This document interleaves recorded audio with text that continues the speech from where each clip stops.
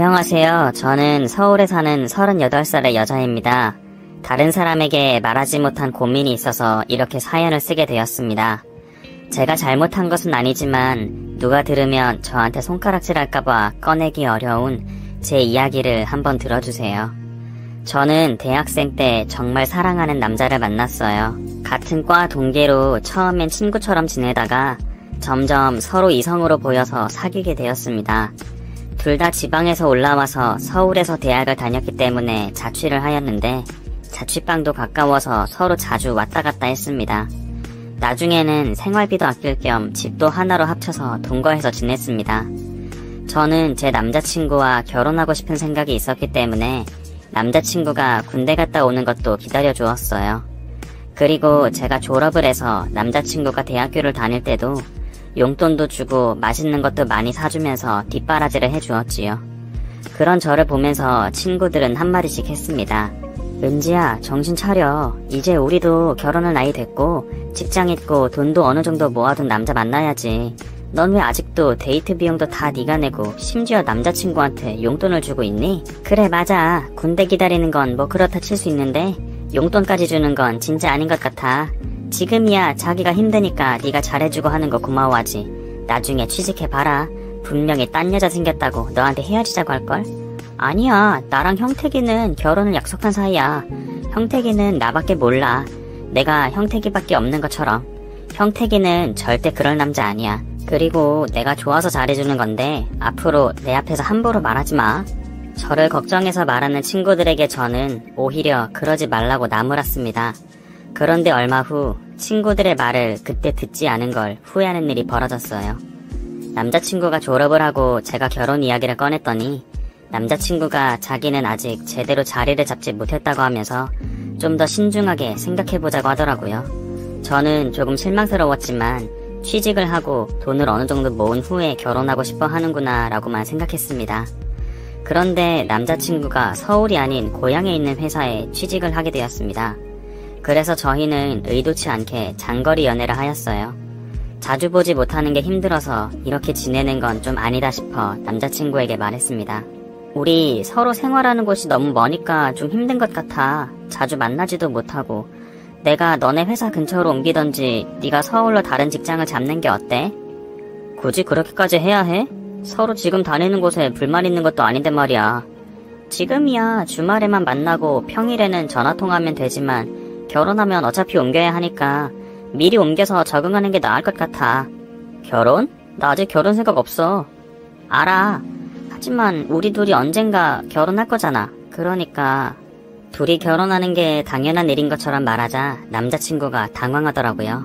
그러면서 자기는 저하고 결혼할 생각이 없다고 못 박더라고요. 저하고 대학교 다니면서 동거를 해보았는데 결혼이 자기의 가치관이랑 안 맞는다나. 그러면서 어릴 때야 뭣도 모르고 서로 좋아서 불같은 사랑하는 거라면서 미안하지만 제가 결혼을 생각하고 있다면 이쯤에서 관계를 정리하는 게 좋겠다고 하더라고요.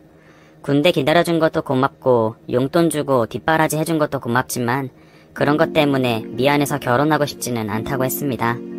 저는 오로지 제 남자친구만을 보고 있었는데 갑자기 헤어지자고 하니까 너무 당황스러웠습니다.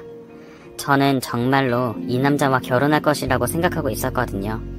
제가 처음으로 마음도 주고 몸도 주었는데 남자친구는 그런 것들이 모두 부담스러웠던 것 같습니다. 남자친구를 붙잡으려고 노력도 했지만 이미 떠난 마음을 잡기는 쉽지 않았습니다. 그렇게 저희는 헤어졌어요. 거의 1년 동안은 태인처럼 지냈습니다. 저는 매일같이 대학교 친구들과 함께 저녁에 술을 먹었어요. 친구들에게 어떻게 그 자식이 나한테 그럴 수가 있냐고 술주정을 했습니다. 친구들도 자기 힘들 때 도와주었던 사람 버리는 놈은 빨리 잊으라고 했었어요. 한 번 그렇게 배신을 당하니 그냥 세상의 모든 남자가 싫어지더라고요. 그런데 어느 날부터 자꾸 회사 선배가 자꾸 저한테 작업을 걸어왔습니다. 저는 전 남자친구에게 차인 후로 남자를 멀리하고 있었기 때문에 너무 부담스러웠습니다. 싫은 티도 내보았지만 제 반응에 별로 개의치 않아 하더라고요.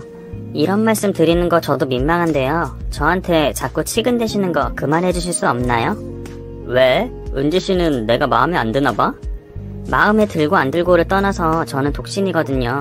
연애도 안 하는 독신주의자요. 남자는 아주 치가 떨리는 사람이에요.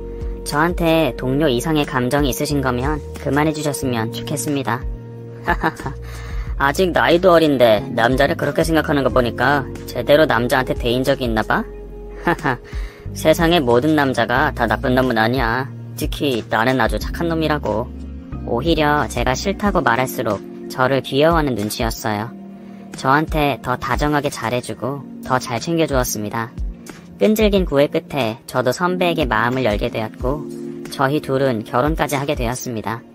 절대 남자를 만나지 않겠다고 다짐했지만 저도 남자에게 사랑받고 싶은 여자였나봐요. 저희가 결혼하고 얼마 후 남편의 누나가 결혼을 했습니다. 아쉽게도 제가 상견례 때 출장을 가는 바람에 참석을 못하고 형님의 남편을 결혼식장에서 처음 보게 되었습니다. 한복을 차려입고 신랑 대기실에 인사를 하러 갔다가 저는 정말 깜짝 놀라서 자빠질 뻔했어요. 형님이랑 결혼하는 남자가 바로 저랑 대학교 때 사귀었던 전 남자친구였던 겁니다. 안녕하세요, 신매부님. 처음 뵙겠습니다. 네, 안녕하세요. 말씀 많이 들었어요. 제 아내가 좋은 분이라고 칭찬을 엄청나게 하더라고요. 상견례 때 못 뵈어서 정말 아쉬웠는데 결혼식에서 뵙게 되니 정말 반갑네요. 저와 전 남자친구는 서로를 확인하고 당황한 티 내지 않으려고 정말 노력했어요. 하지만 얼굴 마주보고 있기가 정말 힘들더라고요. 그래서 대충 인사를 하고 결혼식 동안 저는 다른 친지분들 안내해드려야 한다고 멀찌감치 떨어져 있었어요. 그나마 다행이었던 것은 제 남편과 형님이 별로 친한 사이가 아니라서 자주 만날 일은 없다는 것이었어요. 그래도 가족이니 어쩔 수 없이 명절이나 시부모님 생신 때는 만나게 되더라고요. 저희 둘은 만나면 인사만 하고 따로 말을 하지는 않았어요. 그러다가 심해부님이 결혼하고 처음 맞이하는 설날에 제가 주방에서 설거지를 하고 있었는데 심해부님이 슬쩍 옆으로 오더라고요. 야, 우리 앞으로도 쭉 이렇게 모르는 척하자. 나한테 예전에 차인 거 복수한답시고 함부로 말하지 마. 알겠어? 그리고는 이렇게 속삭이더라고요. 그래서 저도 대답해 주었습니다. 듣던 중 반가운 소리네. 나도 바라던 바야. 그리고 내가 너한테 복수를 왜 하냐? 네 덕에 천사 같은 내 남편 만났는데 오히려 고맙지. 너 같은 거랑 결혼 안 하게 해줘서. 너는 뭐 내가 결혼하자고 할 때는 네 가치관이랑 안 맞는다고 하더니 잘나신 가치관이 이제는 변했나 보다? 너랑 살 때는 결혼하면 지옥 될 것 같았는데 이 여자는 아니더라고. 나보다 나이가 많아서 그런지 정말 잘 챙겨주고 편해. 누구랑은 다르게. 뭐라고? 내가 네 뒷바라지를 몇 년을 했는데 그딴 소리가 나오냐?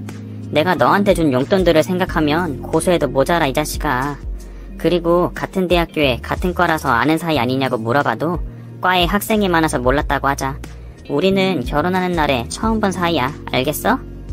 그래, 알겠어. 절대 나랑 사귀었다고는 말하면 안 된다. 우리 둘은 감정이 다 정리됐지만 다른 사람이 알게 되면 오해할 수 있으니까 말이야. 결혼하고 거의 1년 만에 전 남자친구와 저는 이날 처음으로 이야기를 했어요. 이렇게 속 시원하게 한번 말하고 나니 오히려 전 남자친구를 대하는 게 편해지더라고요. 저희 둘은 그 뒤로 서로 존댓말을 하면서 잘 지냈습니다. 그렇게 불편한 상황도 잘 정리가 되었고 저도 평탄한 결혼 생활을 하였습니다. 아이도 한 명 낳았고요. 그런데 결혼하고 7년째 되던 해 남편이 사우디로 해외 출장을 갔다가 사고를 당하게 되었어요. 제가 급하게 사우디로 갔지만 남편은 제가 올 때까지 기다리지 못하고 하늘나라로 떠나게 되었습니다. 그때 제 나이가 37살이었습니다. 장례식장에서 저는 하염없이 울었습니다.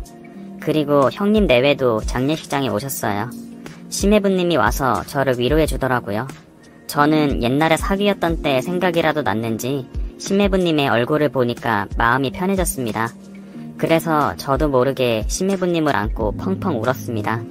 그때 저도 다른 감정이 있었던 건 아니었는데 왜 그랬는지 잘 모르겠어요. 장례를 마친 뒤부터는 앞으로 어떻게 살아야 할지 막막하더라고요. 시댁에서는 제가 아직 젊으니 다른 남자를 만나라고 말씀도 해주셨지만 저는 남자 만나고 싶은 생각은 없었습니다. 그것보다 5살 된 저의 아이와 제가 어떻게 살아야 할지 막막했습니다. 제가 아이를 낳은 뒤로는 일을 해본 적이 없었거든요. 어디 식당에 가서 설거지라도 해야 하나 생각하고 있는데 심해부님한테 전화가 왔어요. 은지야, 잘 지내고 있어? 걱정돼서 한번 전화해봤어. 아니, 나 잘 못 지내, 형태가. 나 앞으로 어떻게 살아야 하니? 사람 일은 아무도 모르는 거잖아. 이런 일이 일어난 게 네 탓도 아니고 어쩔 수 없지. 준서 생각해서라도 네가 정신 똑바로 차리고 잘 견뎌내야 해. 준서는 너밖에 없어. 나쁜 생각은 절대 하지 말고. 그래, 고마워.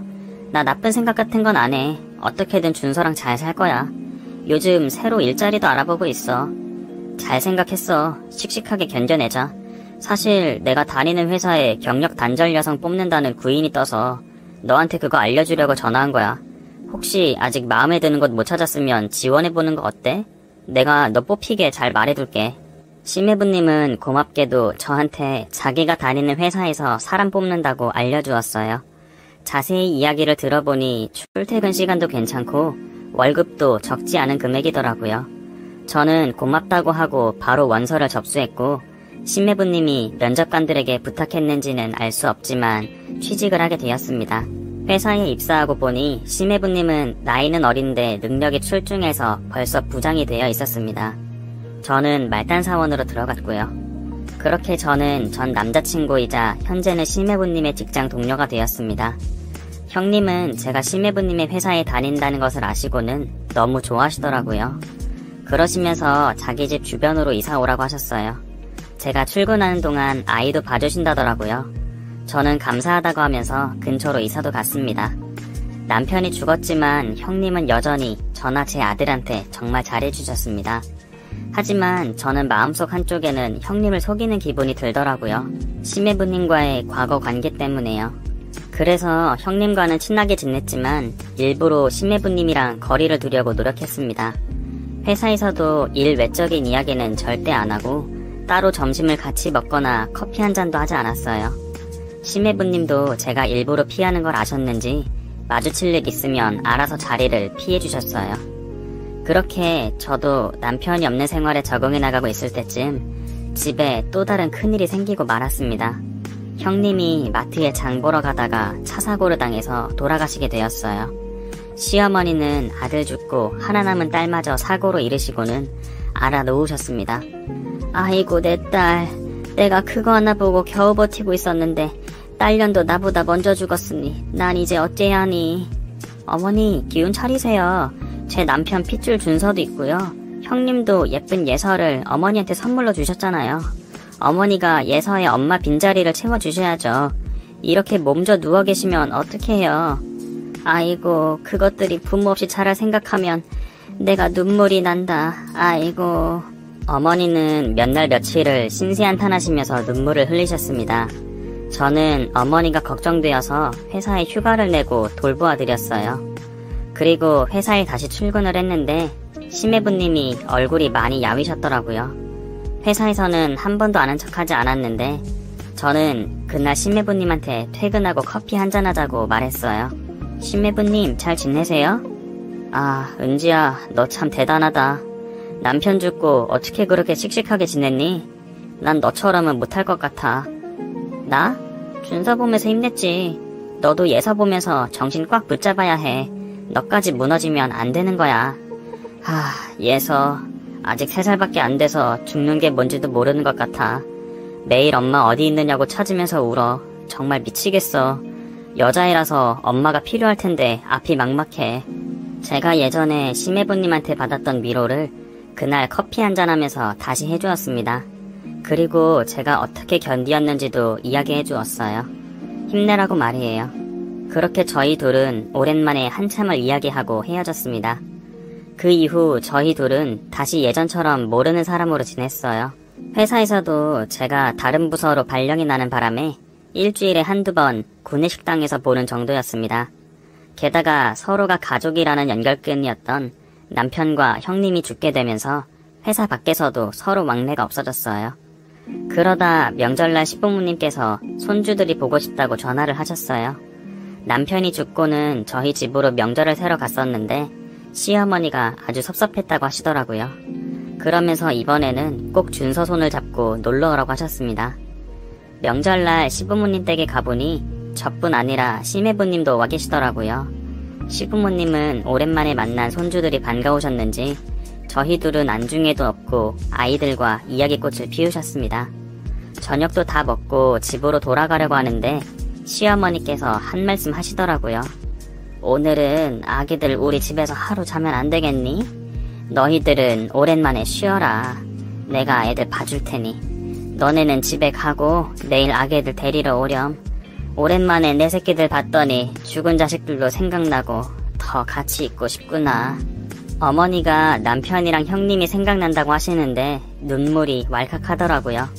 저와 심해부님은 알겠다고 재미있게 노시고 저희는 내일 찾아온다고 말씀드렸어요. 심해부님이 집까지 데려다 주신다길래 차를 얻어 타고 갔습니다. 어머님 아버님 그래도 정정하셔서 다행이야. 심해부님이 먼저 저에게 말을 붙이더라고요. 맞아, 오랜만에 뵈었는데 정정해 보이시네. 연세가 많으셔서 정말 걱정했는데. 그래, 산 사람은 살아야지. 은지, 너는 요즘 부서 옮긴 데는 좀 어떠니? 뭐 그냥 그렇지. 옮긴 지 얼마 안 돼서는 텃세 견디느라 좀 고생했는데 지금은 꽤 익숙해졌어. 돈 벌기가 어디 쉽니? 그냥 그러려니 하면서 지내. 넌? 어휴, 나도 요즘 새 프로젝트 들어가서 머리 빠진다. 할 일은 산더미인데 예서가 보고 싶다고 전화해대는 통에 야근도 못하고 집에 들어가야 해서 눈치도 보이고. 이런저런 이야기를 하다 보니 금세 집 앞에 도착했습니다. 회사 아니면 집만 왔다 갔다 하다가 오랜만에 친구를 만나서 이야기하는 것 같아서 기분이 좋더라고요. 그래서 제가 상가에 있는 호프집에서 술 한잔하는 게 어떻겠냐고 물어보았고 심해부님도 좋다고 하더라고요. 그리고 호프집에 자리를 잡고 이야기를 했어요. 우리 팔자 참 사납다, 그치? 그러니까 아이 혼자 키우는 것도 정말 힘들지만 남편이 갑자기 죽었잖아. 난 남편이 출장 갔을 때 그렇게 된 거라서 거의 한 달을 못 봤는데 갑자기 그 사람이 사고를 당해서. 에휴. 맞아, 무슨 병이라도 걸렸다가 죽었으면 마음의 준비라도 하고 이런저런 이야기도 많이 나눴을 텐데. 정말 나도 아내가 죽었다는 전화 받았을 때 처음에는 누가 장난 전화를 한 줄 알았어. 서로의 신세를 한탄하면서 술 한 잔, 두 잔 걸치게 되었습니다. 그런데 팔자도 팔자지만 너랑 나랑 인연도 대단한 것 같아. 인연이라고 해야 하나 악연이라고 해야 하나 잘 모르겠지만 말이야. 하하하. 뭐 우리 둘이 다시 합치라는 하늘의 계시 같기도 하고 애들이 피가 섞여 있어서 아마 크면 어딘가 닮았을 거야. 그럼 남매처럼 보일 거고 게다가 이름도 서자 돌림이라서 우리 둘이 부부가 되어도 굳이 말하지 않는 이상 아무도 모를 거야. 저희는 어느새 예전처럼 친해졌는지 웃으면서 농담도 주고받았습니다. 사실 저는 이때 심해부님이 한 말이 농담인 줄 알았는데 나중에 보니 속에 다른 뜻이 있었더라고요. 한참을 이야기하다 보니 어느새 밤이 많이 늦었더라고요. 심해부님은 좀 더 이야기하고 싶어 하는 눈치였지만 제가 먼저 집으로 이제 가자고 말을 했어요. 그렇게 저희 둘은 약간의 아쉬움을 뒤로 한 채 헤어졌습니다. 그런데 호프집에서 둘이서 술을 마신 이후에 심해부님이 아이 데리고 자기 집으로 놀러 오라고 하더라고요. 예서가 준서를 보고 싶어 한다고 하면서 말이에요. 저는 부모 없는 아이들끼리 서로 의지하면서 지냈으면 싶어서 별 생각 없이 심해부님 집에 놀러 갔습니다. 형님이 돌아가신 후 처음 집에 가본 것인데 집에는 형님의 흔적은 찾아볼 수 없었습니다. 집이 좀 많이 변했네? 응, 죽은 아내한테는 미안하지만 아내 생각하지 않으려고 물건들 다 정리했어. 아내 흔적들을 보면 내가 너무 힘들더라고. 예서도 아내를 자꾸만 찾는 것 같기도 하고 나도 이제 새 출발해야지. 제가 놀란 듯 물어보자 심해부님은 아이를 위해서라도 자기는 새 출발해야 할 것 같다고 말하더라고요. 그래, 잘 생각했어. 딸아이한테는 엄마가 필요하지. 지금은 잘 몰라도 사춘기 되면 엄마 빈자리가 크게 느껴질 거야. 형님이 돌아가신 지 얼마 되지 않았는데 그런 이야기를 들어서 저는 사실 좀 놀랐어요. 하지만 사람마다 상처를 치유하는 방식이나 시간이 다 다른 것이기 때문에 잘 생각한 거라고 심해부님에게 말했습니다. 심해부님은 저녁 식사를 위해서 김치찌개를 준비하셨더라고요. 예전에 같이 동거할 때도 자주 끓여주었는데 오랜만에 그 음식을 보니 사이좋았던 옛 추억이 새록새록 떠올랐습니다. 게다가 음식 맛도 예전과 똑같았습니다. 음식을 먹으니 예전에 행복했던 젊은 날이 조금 그립기도 했습니다. 제가 밥을 다 먹고 집에 돌아가려고 했더니 심해부님이 아이들이 재밌게 노는데 왜 이렇게 빨리 가냐고 저를 붙잡더라고요. 그러면서 맥주 한잔하면서 수다나 떨자고 했습니다. 제가 이제 집에 가야 한다고 거절을 했더니 제 아들 준서에게 이렇게 말했습니다. 준서야, 오랜만에 예사랑 노니까 재밌지? 근데 네 엄마가 집에 벌써 간대. 얼른 더 놀고 싶다고 엄마한테 말해. 아니면 이제 집에 가서 혼자 놀아야 해. 엄마, 저 오늘 너무 재밌어요. 저 여기서 예사랑 더 놀고 싶어요. 말썽 안 부리고 사이좋게 놀 테니까 좀 더 있다가 집에 가면 안 돼요? 집에 가면 저 혼자라서 너무 심심하단 말이에요. 아이가 동그랗게 눈을 뜨고 말하는데 어쩔 수가 없더라고요. 저는 알겠다고 더 놀라고 했더니 신나면서 예서방으로 뛰어가더라고요. 저는 하는 수 없이 식탁에 앉아서 심해부님과 맥주를 한잔 했습니다. 그때 아이의 부탁을 거절하고 집으로 왔었으면 지금 상황이 조금은 달라져 있지 않을까 가끔 생각하곤 합니다. 회사 이야기, 아이들 혼자 키워서 겪었던 난감한 상황들, 앞으로 미래, 우리가 예전에 즐거웠던 이야기 등 심해부님과는 할 이야기들이 참 많았어요. 막상 마주보고 이런저런 이야기들을 하니까 저도 준서 못지않게 너무 즐겁더라고요. 사실 헤어지긴 했지만 저와 심해부님은 대학교 내내 같이 붙어 다니던 친구나 다름이 없었으니까요. 그래서 저도 집에 가고 싶지 않다는 생각이 들었습니다. 어느새 아이들도 놀다 지쳐서 잠이 들었고 저희 둘도 술에 취해 있었습니다. 한창 옛날 좋았던 기억들을 이야기하다 보니 어느새 저희 둘은 스킨십을 하고 있더라고요. 그리고 그날 밤 저와 심해부님은 한 침대에서 밤을 함께 보냈습니다. 다음날 침대에서 눈을 뜨고 서로 속옷만 입고 있는 모습을 보았는데도 전혀 어색하지 않더라고요. 그렇게 저희 둘은 어느새 다시 사랑하는 사이가 되었습니다. 마침 집도 가까워서 퇴근하면 한 사람 집에 모여서 같이 식사를 매일같이 하고 있습니다. 둘 중 한 명이 야근하게 되면 대신 아이를 맡아서 보살펴주기도 하고요. 먼저 떠난 남편한테 미안해서 저도 집에 있던 남편의 흔적을 다 없앤 지 오래입니다. 저희 둘은 서로 사랑하는 사이가 되었지만 시댁에 어떻게 말을 해야 할지 잘 모르겠습니다. 서로 혼자가 된 후에 다시 사랑에 빠진 것은 맞지만 사람들이 모두 그렇게 봐주지 않을 것 같기도 하고요. 아이들만 없으면 시댁과 연을 끊고 둘이 행복하게 살 수도 있지만 시댁에는 자식도 없고 오직 손주들 뿐이라서 차마 아예 연을 끊을 수가 없겠더라고요. 처한 상황을 보면 저희 둘이 결혼하기 힘들 것 같기도 해서 차라리 빨리 서로의 마음을 접고 다른 사람을 만나는 게 좋을지 정말 고민입니다. 제 이야기 들어주셔서